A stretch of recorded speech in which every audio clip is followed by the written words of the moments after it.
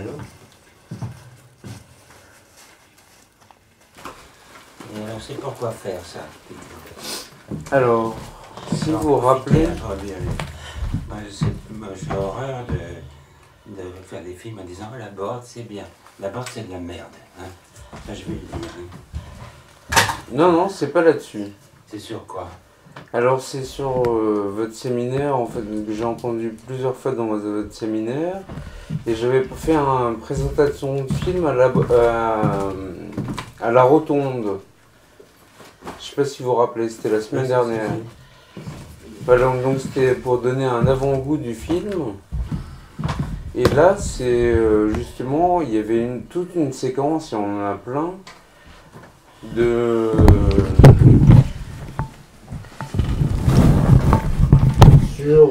sur les marches et démarches, en fait.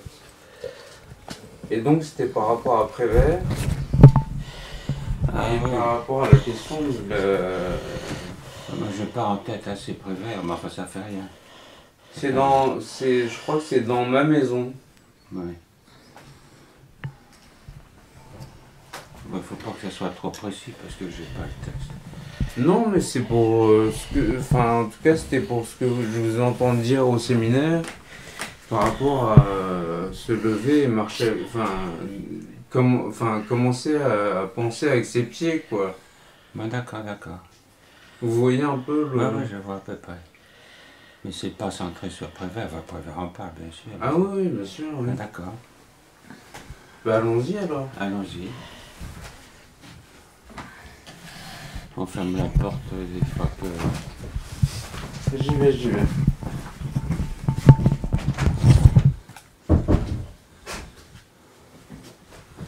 Voilà, puis je laisse ça ouvert parce qu'il y a de l'air. Voilà.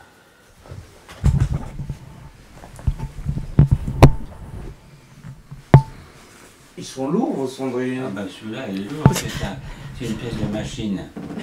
Ah il faut... c'est pour pas qu'ils bougent là. Il y en a plein des cendriers. Il y en a des petits là. Ça sera peut-être mieux. Je prends un petit alors. Voilà.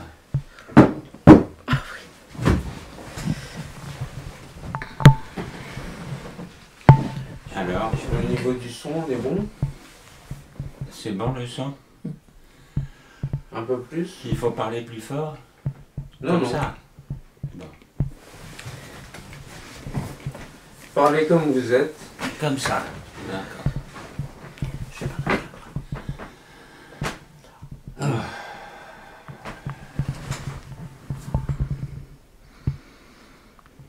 Bah alors allons-y. Hein. Alors qu'est-ce qu'il faut dire? Qu'est-ce que vous avez dit? Vous avez fait un lapsus avant? Qu'est-ce qu'il faut pas dire? Ah. Vous dites ce que vous voulez. Mais on parle donc des marches et des marches. Oui, marche et démarche. Bon, bien sûr qu'il y a Prévert, il en parle tout le temps des pieds, des marches. Mais Toscaïès aussi. Hein. Il m'a toujours parlé de ça, Toscaïès. D'ailleurs, il y a une façon humoristique. Alors, parce que Toscaïès, moi je suis grand, très grand. Lui, il n'est pas grand, un peu gros. Et alors, on marchait dans la rue à Reus en Espagne, quoi. Et alors, Thomas Brahe dit, c'est en fin de compte un petit peu comme Don Quichotte et Sancho, quoi. Et puis, il avait toujours dit, ce qui compte, c'est la base, les pieds. Alors, il y a même dans des textes comme ça, des souvenirs rigolos. Et il me disait, tu sais comment que j'ai appris à marcher? Alors il dit, quand j'étais tout petit, chez moi, il y avait un poulailler, il y avait des poules. Et j'étais admiratif que les poules, elles marchaient comme ça sur leurs pattes. Et c'est vrai, ils marchaient comme une poule un peu, avec des petits pas comme ça. Alors il dit, c'est à cause des poules que je marche comme ça. Voilà. Alors ça, c'est une petite anecdote, hein, fantaisiste.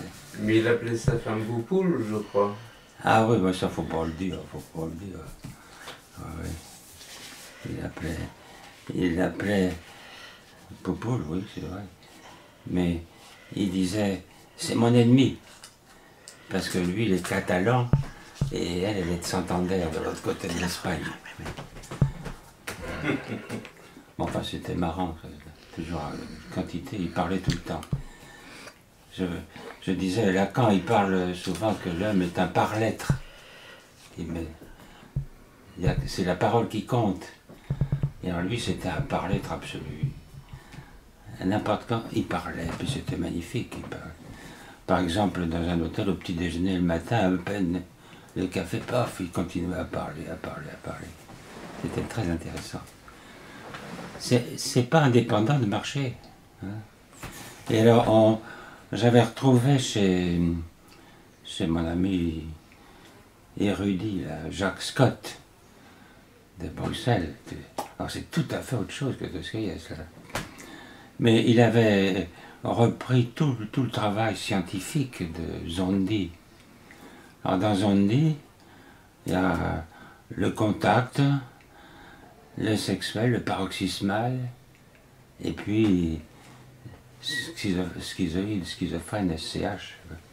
Mais il dit, dans le contact, avant tout, c'est le contact avec la terre. C'est là qu'on laisse des traces. Et il disait que ça porte en grec, lui il prenait un mot grec, c'est le mot basis. Basis, c'est en même temps la marche, toucher la terre, et c'est la base même du contact. Donc, même sur le plan psychologique, le contact avec quelqu'un, il faut d'abord avoir les pieds par terre, quoi. Hein. Autrement, c'est pas du contact, c'est pas quoi, c'est du vol, hein, n'importe quoi. Alors ça, c'est très très important. Même la station de boue, c'est extraordinaire, la station de boue. On se tient debout à peu près, quoi, plus ou moins tordu, mais on se tient debout, quoi. C'est un être, l'homme est un être qui se tient debout, quoi. Encore mieux que le singe. Hein. Mais enfin, pour se tenir debout, il faut avoir une base. S'il n'y a pas les pieds pour tenir le reste, il n'y a pas de station debout, quoi. Alors c'est à la base de tout le contact avec les uns les autres, c'est en rapport avec la station debout, dire bonjour, etc. Même si on est assis, mais c'est pas ça. C'est quelque chose qui se distingue de la terre, quoi, qui est autre. Voilà. Et c'est ça la base en grec basis, c'est-à-dire la trace par terre du pied. Hein. Et c'est ça qui fait que tout le reste, tout le reste s'ensuit, quoi. Ça va, ça? C'est parfait. Ça va bien? Oui. Hein. Et alors, pour ponctuer ça, avec Dostoïevski, il dit, Prévert, il dit bien, on dit con comme ses pieds, mais c'est tout le contraire. Hein. Parce que ça se dit, ça, oh, il est con comme ses pieds, celui-là. Il est bête comme ses pieds. Mais c'est l'inverse. Hein. Ça dépend des pieds. Et on voit bien la difficulté, le travail gigantesque des danseurs, par exemple. Un danseur, un vrai, quoi. Un danseur étoile ou tout comme ça. C'est un travail des pieds, des jambes, les pointes, le talon. Un Serge Diffard, par exemple, j'ai déjà vu Serge Diffard qui dansait, j'avais vu ça. Fantastique. Hein. Et je me souviens aussi de danseurs étoiles, quoi. Des femmes, des hommes, c'est un travail gigantesque. C'est les pieds, la tenue. Hein. Il y a le texte de Kleist aussi sur la grâce. Ben voilà, de Kleist. Oui, je pensais à ça quand vous parliez. Je parle souvent de... Mais ça, c'est autre chose. C'est dans un texte qui s'appelle Le montreur de marionnettes. C'est bien ça, oui. Les marionnettes. Et c'est autre chose parce que il parle de l'âme. De la grâce. Et de la grâce, quoi. Et alors, et la réflexion entre le type qui se promène dans le parc, qui voit un montreur de marionnettes, lui c'est le danseur étoile. Et alors, il voit le monteur de marionnette, il dit « Jamais je pourrais arriver à cette perfection, parce que l'âme de la marionnette, c'est le rassemblement des ficelles. Et le monteur de marionnette, il l'a dans la main. Tandis que le danseur étoile, il dit, bon, je l'ai à l'intérieur. C'est foutu. Voilà. Mais c'est beaucoup mieux dit que ça, c'est magnifique. Hein. Le poème de Kleist.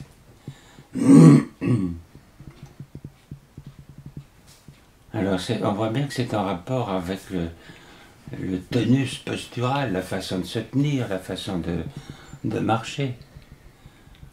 On distingue bien les gens de loin même, à leur façon de marcher. Même sans voir la tête comme ça. Ah, ça y est, c'est lui. Et on ne se trompe pas. Quand on descend du train, qu'on voit la foule, on cherche quelqu'un, et on le voit, sans voir sa figure.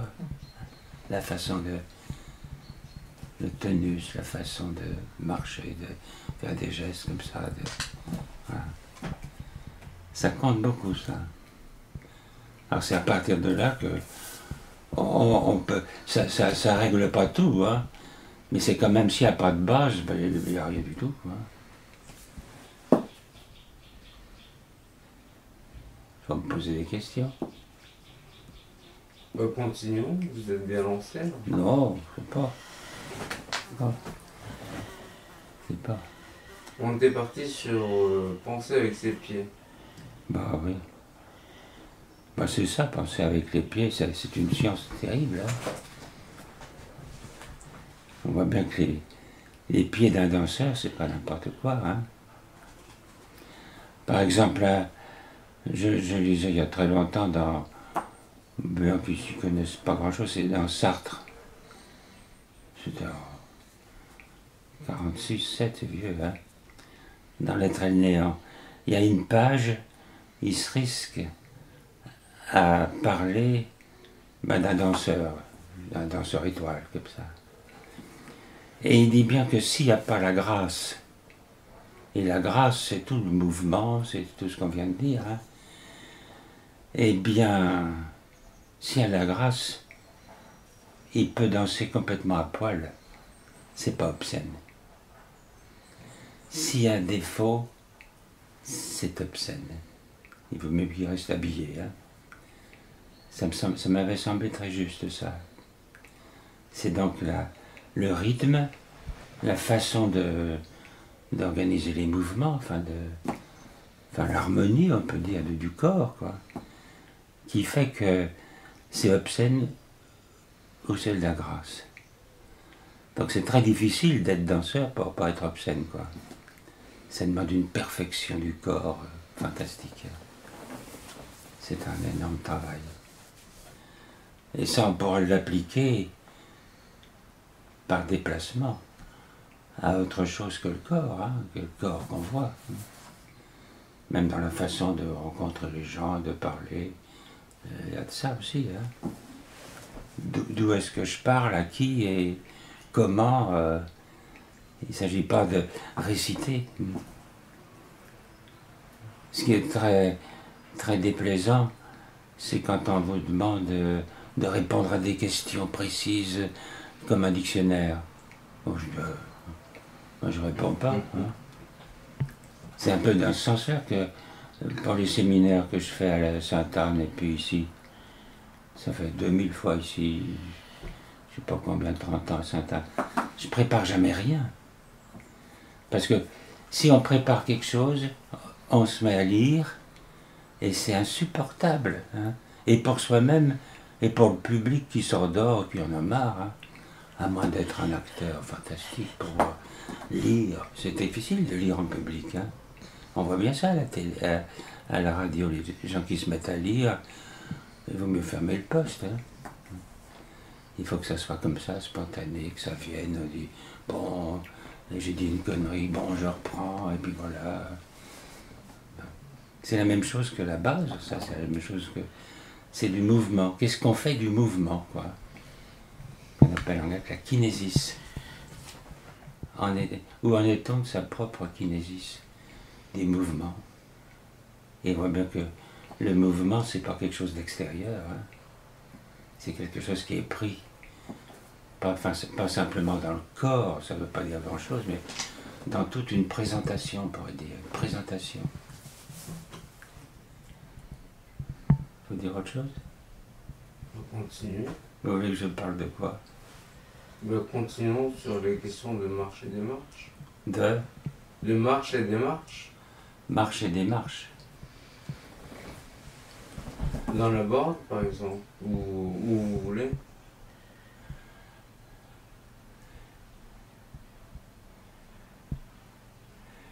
Oui, on peut dire la Borde, c'est loin, très loin d'être la perfection. Et alors justement ça, est-ce qu'on peut, on peut dire, appliquer à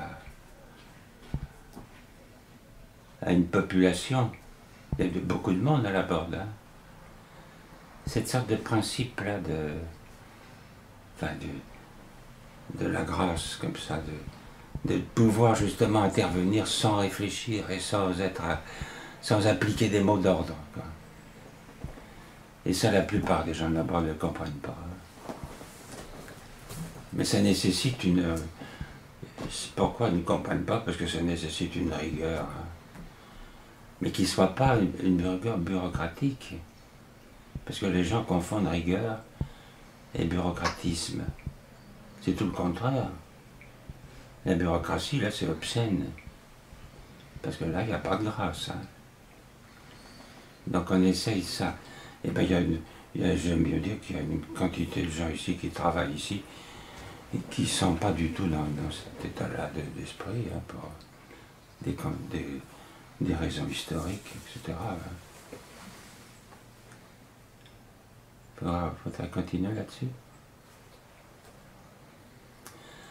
Par exemple, au début de la Borde, c'était en 1953, mais on avait travaillé déjà depuis 1949 dans une autre clinique. Et en 1949, j'avais travaillé depuis 1947 à Saint-Alban, avec Toscaïès, tout ça.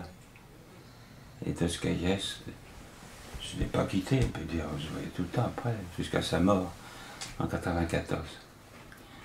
Et puis il y avait Lacan, que je connaissais depuis 1947, jusqu'en 1981.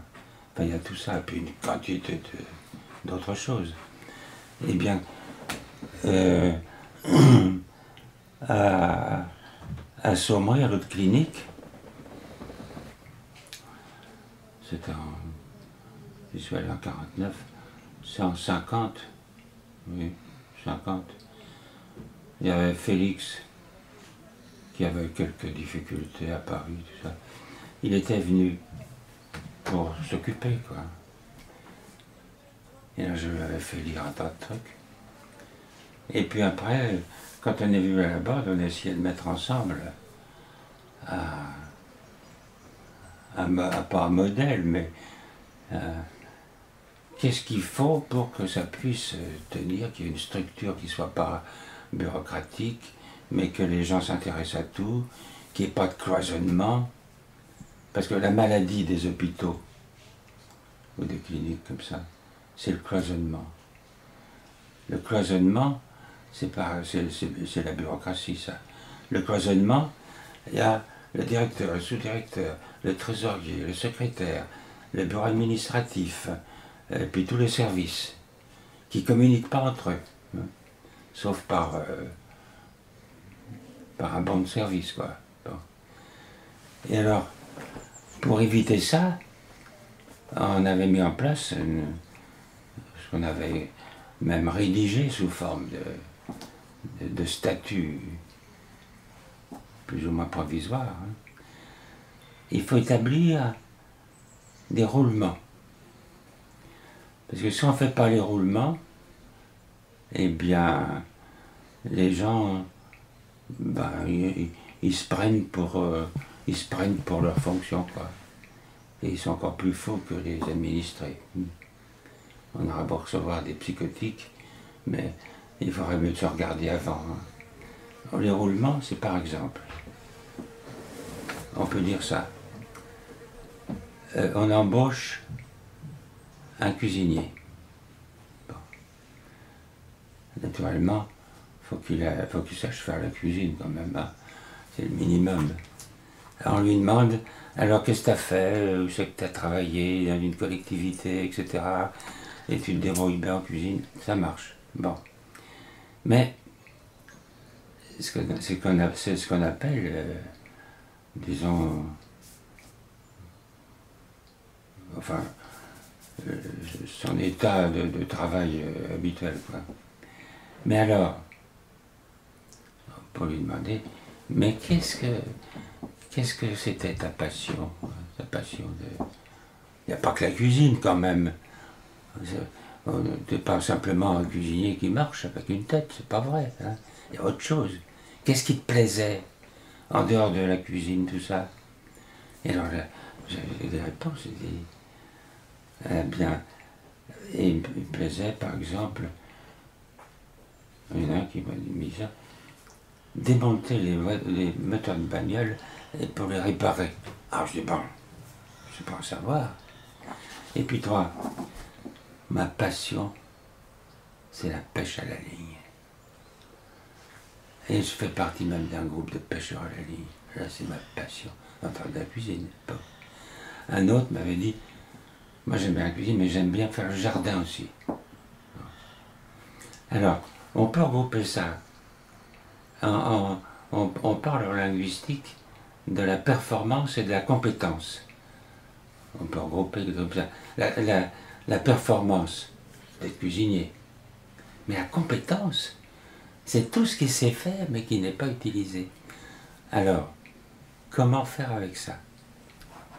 Si on ne fait rien, les cuisiniers, ils restent dans leur cuisine et rapidement, comme vous l'avez les types de la haute autorité, il faut fermer la cuisine et mettre un guichet et puis un chapeau. Mais surtout pas se mélanger avec le reste. Moi, je me souviens d'un type qui était venu il y a quelques années, c'était un vétérinaire départemental. C'est des vétérinaires qui s'occupent des cuisines. Hein, vous savez. Et alors, un type obsessionnel, il m'avait dit, la cuisine, il faut la fermer. Et là, je dis, si on fait ça, ben vous verrez, dans un mois, vous serez responsable de 150 chômeurs parce que je ferme la borde. Mais il n'a pas insisté, le type. Hein. Si bien que ça reste comme ça.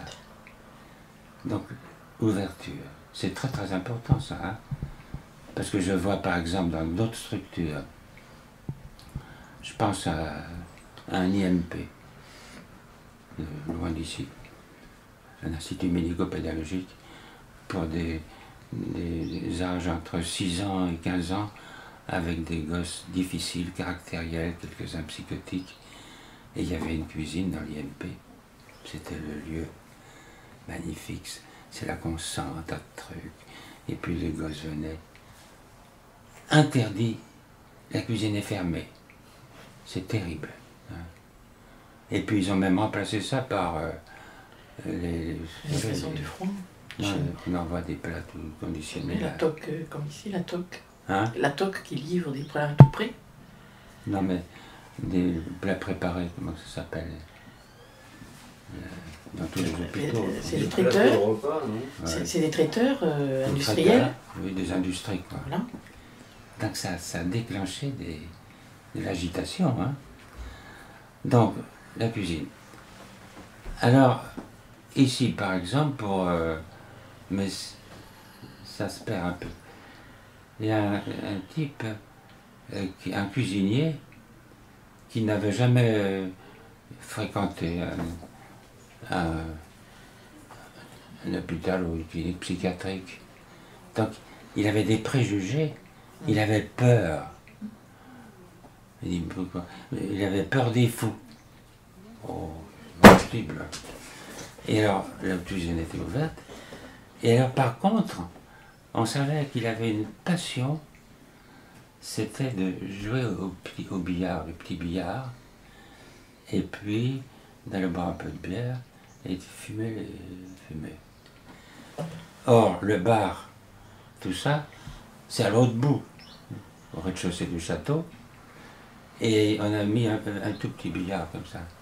Mais les types étaient obligés de traverser le lieu là où il y a les fous, et puis s'est aperçu que ça allait très bien, lui disait dit bonjour, quoi. Enfin, c'était un piège, quoi. Bon. Une autre fois, une compétence pour les pêcheurs à la ligne, là. C'était il y a longtemps. Je vais arriver au mois de juillet, 3 bonhommes, qui étaient à la retraite juste, 60 ans, tous les 3 mélancoliques, hein, suicidaires, très emmerdants, quoi. Et par hasard, ces 3 types-là avaient une passion pêcheur à la ligne. Et là-dessus, j'ai dit au cuisinier, eh bien pendant 8 jours, hein, vous ne faites plus la cuisine, hein, celui qui était la passion de pêche à la ligne, vous ne faites plus la cuisine, et vous allez avec ces 3 types-là au Beuvron.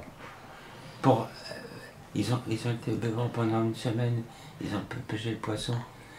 Si un type de la Sécu était venu en me disant « Où est votre cuisinier ?» Je dis « Il pêche à la ligne », ça avait fait des histoires. Bon, voilà.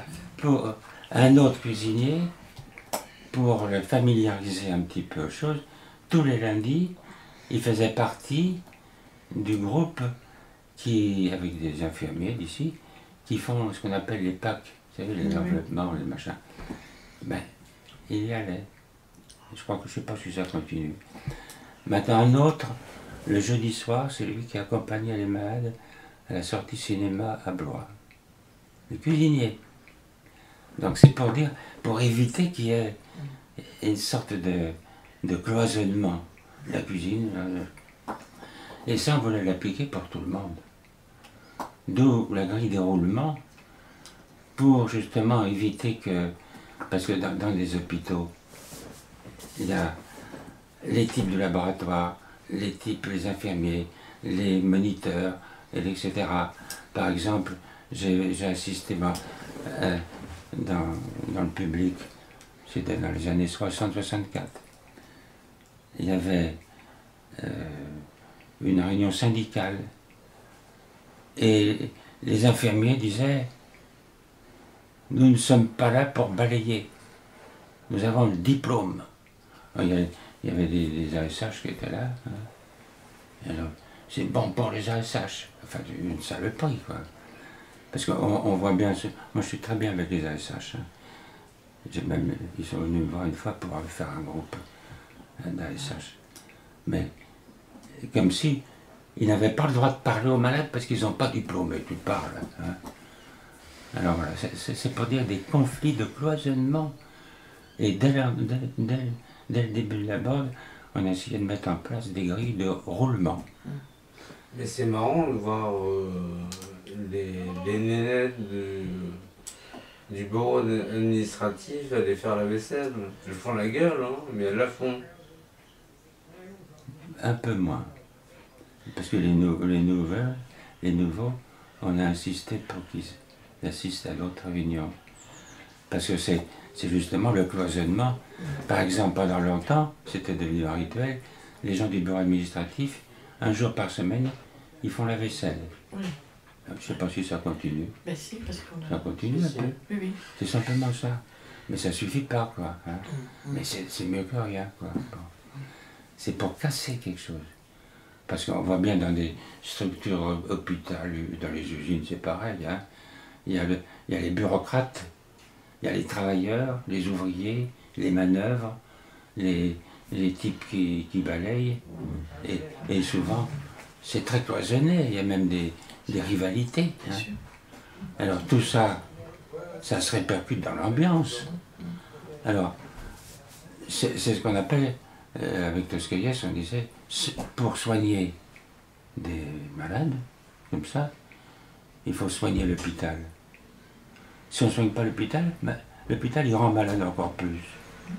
Donc soigner l'hôpital, c'est d'éviter le cloisonnement, que les gens ne se fassent pas la gueule d'un service à l'autre. Et à ce moment-là, il y a des contacts possibles et ça peut s'étendre de se faire aider par des malades, etc. Comme ça se fait quand même un peu ici, quand même. Mais bien que ça se détruit un peu. Mais c'est pas vous qui, en analyse avec Lacan, disiez que vous soignez Laborde en vous soignant vous-même? Oh bah oui. Enfin, faut être honnête, on voit bien des types qui travaillent là-dedans, ils sont encore plus cinglés que les malades eux-mêmes. Hein. Il faut être modeste, hein. C'est sans blague. Hein. Donc il faut se soigner tout le temps. Mais c'est ce que comprennent pas la majorité des gens du personnel. Tout le monde ne sait pas ça. Ici. Ouais. Par exemple,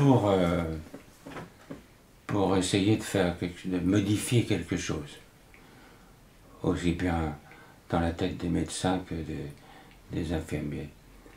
Je dis ça tout le temps là. Depuis, il y avait eu des difficultés après 68, 69, 70, comme ça, des prises de position qui me semblaient un peu débiles. Et Félix a traîné là-dedans un peu. Donc, depuis février 71, ça fait un bail. Ça fait 40 ans. Hein.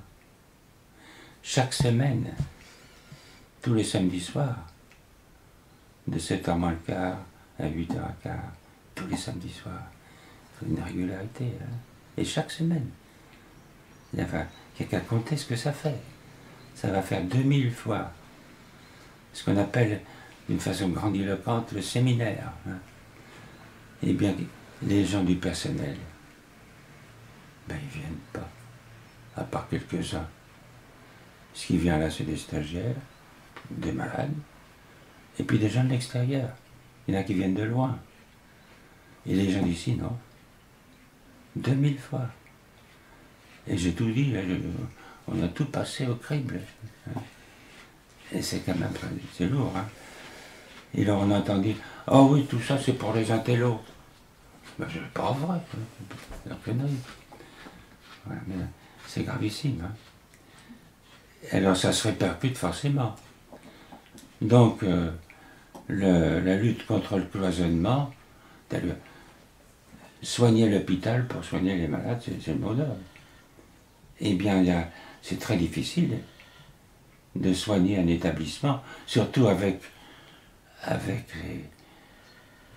les contrôles bureaucratiques. Dernièrement, par exemple, il y a des bonnes femmes de je ne sais pas quoi, de la SH qui ont visité.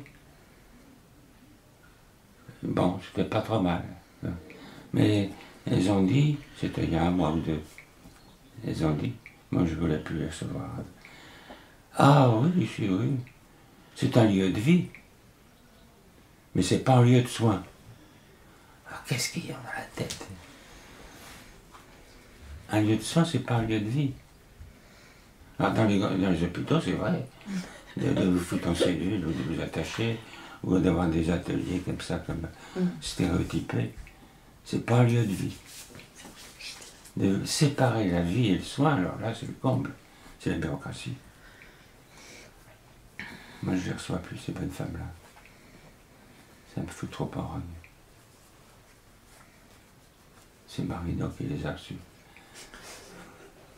Mais j'entends dire ici, Marino, c'est le mari d'Yannick, là. Marino, il a fait un travail gigantesque pour bâtir là-bas. C'est compliqué. Il faut calculer, il faut signer 36 fois. Moi, le dimanche soir, je fais souvent 30 signatures, mais des conneries pour les entrepreneurs, pour ceci, pour cela. Il a passé son temps à ça. Mais c'est pas son domaine. Ils s'en foutent, ça. Il le fait de toute façon magnifique. Mais il est philosophe.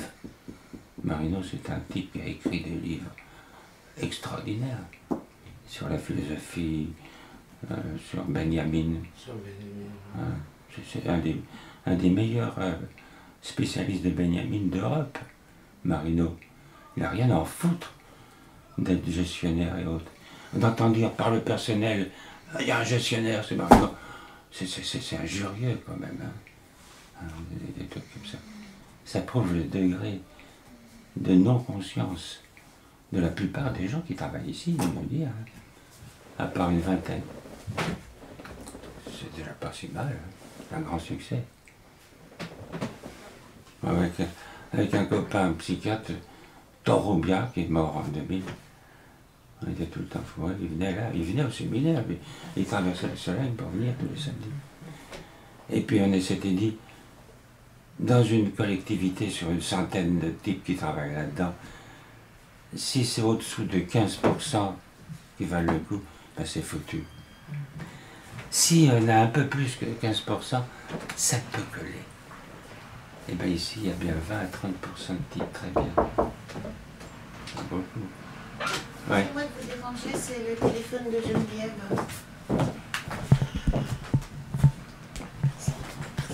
C'était quoi? Ma fille. Ah, ça fait rien. Faut que je dise autre chose? Bon, pour continuer, on est bien là. Pas vous? Alors, si, ben, ça va bien. Mais il faut essayer de me. Parce que je peux dire plein de trucs, moi. Il faut me diriger un peu, là. Mais il n'y a pas si longtemps que ça, il y a pas si longtemps que ça, il y a un cuisinier qui a fait un SAM. Vous êtes au courant?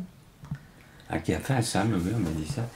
Et ça continue, ça. Voilà, et moi je trouvais ça particulièrement intéressant. Bah ouais. Et j'avais discuté avec lui, et dans ce qu'il me disait, j'entendais ce que vous disiez tout à l'heure, c'est-à-dire comme s'il y avait des territoires interdits, parce qu'il y avait un savoir ou un discours qui n'était pas forcément accessible. Et donc il se mettait dans la position de ne pas savoir, et donc presque d'être bête. C'est ça. J'exagère un peu, pas beaucoup. Non, tout à fait ça. Et du coup, il me disait, qu'est-ce que tu en penses? Mais il me dit, écoute, déjà, tu as la curiosité d'y aller, et c'est peut-être ça qui vaut le coup. Et puis, tu as un autre regard, tu vas voir les gens différemment que quand tu les vois en cuisine, tu auras une autre manière d'être. Et je lui dis, ça vaut le coup que tu ailles voir. Fiche-toi du discours. Le discours, c'est d'autres mots, mais toi, tu dis peut-être d'autres choses autrement, mais qui se rejoignent. Et du coup, il y est allé, et on en a reparlé après. Et alors? Et c'était super. C'était super. Oui, parce que notamment avec Francis, par exemple, où, ouais. Voilà, il a découvert autrement qu'à la pluche, au sempiternel pluche de la cuisine, voilà. Il avait à la fois le même Francis et un autre Francis qui abordait les choses différemment, et lui aussi, de fait, puisqu'il n'était pas dans la même situation, quoi. Et moi, j'ai Francis, qui est un schizophrène, hein, vraiment, il n'y a pas à se tromper, mais très intelligent, mais très dissocié. Lui, c'est lui qui vient le plus fidèle au séminaire du samedi soir. Il prend des feuilles, ça fait du bruit, et c'est fantastique. Or, ce Francis, il aime bien la cuisine. Et alors, il a une intelligence, même complètement psychotique, mais d'une finesse. Et alors, un soir, il y a quelques années, il y avait Mado. Vous avez connu Mado? Mado, il n'était pas bien, il était dans sa chambre. Et puis, il y avait un coup de téléphone à la cuisine. Il a compris, Mado. Le coup de téléphone, c'était pour demander d'urgence un moniteur, parce que Mado faisait une histoire de fibrillation cardiaque, tout ça. Et c'est lui qui a dit « Un moniteur pour Mado ». C'est tout de même étonnant. Hein. Maintenant, pour les cuisiniers, quand j'ai le temps, je le faisais tous les 8 ou 15 jours. J'ai fait, pour l'instant, une réunion des cuisiniers, tous les 8 ou 15 jours ici. Hein. C'est eux qui m'ont demandé, puis on continue. Et on parle. Il dit, il faut nous dire, les types à la cuisine qui passent, qu'est-ce que c'est que ce type-là? Alors, il y a le secret professionnel, hein. Mais, alors on raconte, moi je raconte, ce type-là, il vient là, etc. C'est une des meilleures réunions qui existent avec les cuisiniers. Je dis ça par exemple, j'ai dit un copain qui lui est un type très supérieur, qui fait il est mathématicien, sémioticien, etc. Il vient de Perpignan. Je l'avais fait venir au cuisinier là. Il a écouté ça. Il dit c'est l'une des meilleures réunions que je connaisse. Parce qu'il parle comme ça, avec des nuances extraordinaires. Ils décrivent les gens qui viennent au pluche, tout ça, les gens qui les emmerdent, tout y est, quoi. Et on raconte, alors, il me demande, mais pourquoi il est là, celui-là? Pourquoi il est hospitalisé? Il faut bien qu'on explique pourquoi. Ça marche très bien. Ça, c'est réunion. Une des bonnes réunions, c'est une réunion avec les cuisiniers. Mais il n'y a pas que les cuisiniers, hein. Mais voilà. Ça, c'est... Alors, ça, il faudrait que ça soit général. Et on voit bien que c'est pas pour les intellos. Hein. Quand j'entends ça, hein. Vous savez qu'ici, j'ai été dénoncé par un humanitaire, hein, à la directrice de la DAS. Oui. Parce qu'on s'était occupé d'un malade qui criait un peu trop fort. Et alors que dénoncé comme quoi on soignait pas bien les gens. Dénoncé